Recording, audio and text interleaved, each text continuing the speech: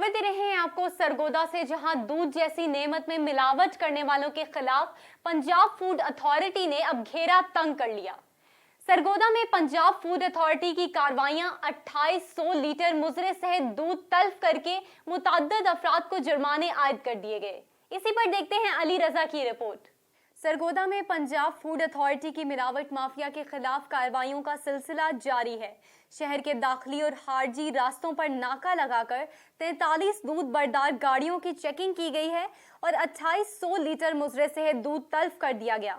मौका पर तमाम गाड़ियों में मौजूद दूध का जदीद तरीन टेक्नोलॉजी से मुआयना किया गया और लिए गए नमूनों के इंतहाई नाकिस नताइज आने पर मिलावटी दूध को मौका पर तल्फ किया गया है। इनका मजीद कहना था कि कवायद व ज़वाबित की मुसलसल खिलाफ वर्जियों पर 7 गाड़ियों के मालिकान को भारी जुर्माने आयद किए गए।